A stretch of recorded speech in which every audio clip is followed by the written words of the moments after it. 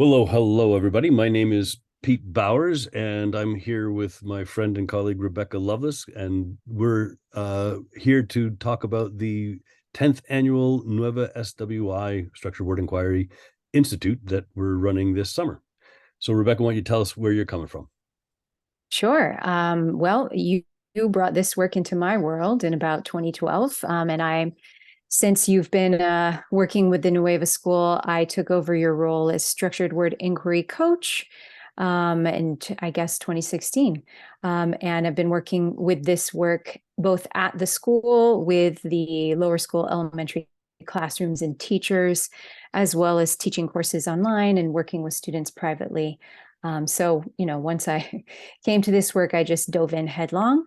Indeed, And you it's did. been such a fun time, running around these circles with you as well. So why don't you tell us about you?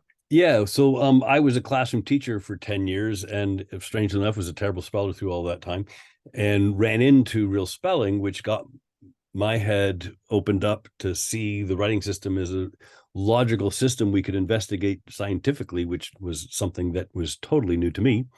Um, and so it changed what happened in my classroom. And then I came back to Canada and ended up doing my PhD on this work. And so in this course, it's mostly practical, but I will be addressing research, which I'm pleased to do. And all of this work I can justify according to the research. But let's take a little look at what structured word inquiry actually is. That phrase might not be familiar to many, even though it actually is kind of growing a fair bit in the research right now. But structured word inquiry actually makes use of things like this matrix and word sums that you see here. And if you notice, structured is in here, and so is instruction. And so it's instruction about word structure. And this kind of interrelationship of the morphology system and the phonology system is central to what we're doing. And also etymology is a central piece as well. A quick illustration that might help you get a frame is, here's some misspellings you might see of action or question that seem to follow the grapheme phoneme correspondence that are possible, but it's not until you look at the structure that you can see, oh, quest, Quest is the base of question, and that can give you an idea of why you need the T. And similar with actor and acting, but action. And so we use the grapheme phoneme diagrams to address that as well. And because here's an image that we've from young classrooms doing this kind of work.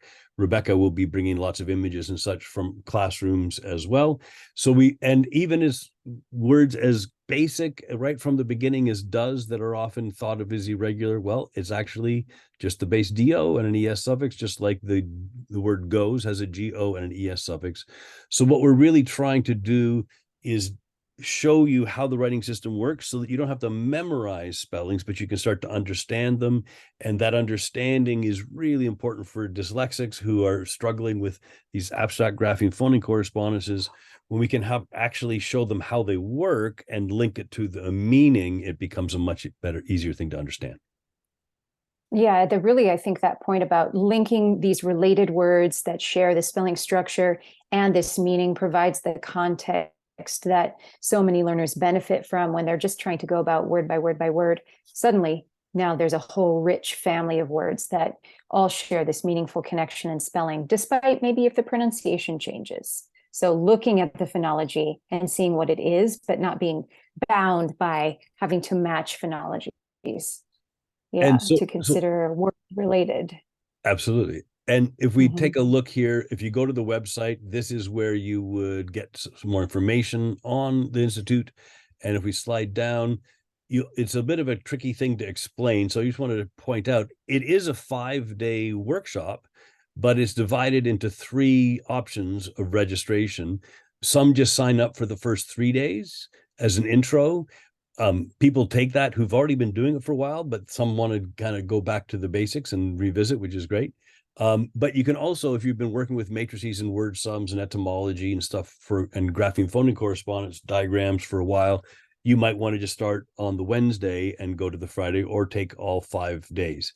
And the thing that has worked really well is that you can see we overlap on the Wednesday. So if you're in the introductory group, your last day is the first day of the advanced group. And that came out of us trying to find a way to get the introductory group to have more time. And it also means now that we're online again, we used to be in person.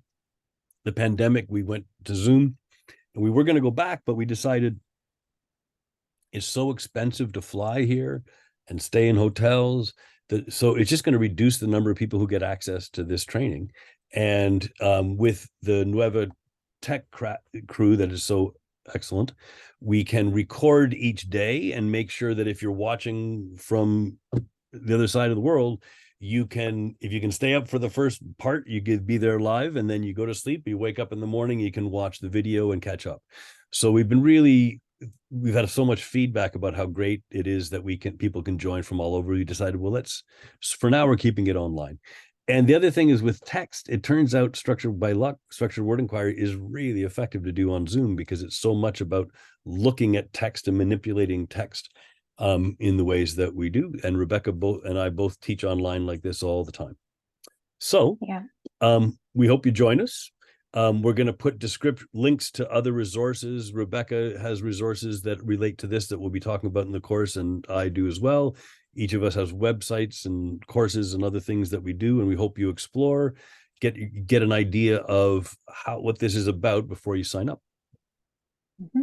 Yeah, it's a lot of fun. It will be online, but we structure it so that there are breakout rooms and discussions, and it's not just lecturing at you all day. Right. So there are some optional investigations you can take on even afterwards and come back the next day. So we have a lot of fun, whichever band you decide you might be able to join us for. We really hope that you do, and we hope to see you there. Okay, very good. We'll see you soon. All right. Bye-bye.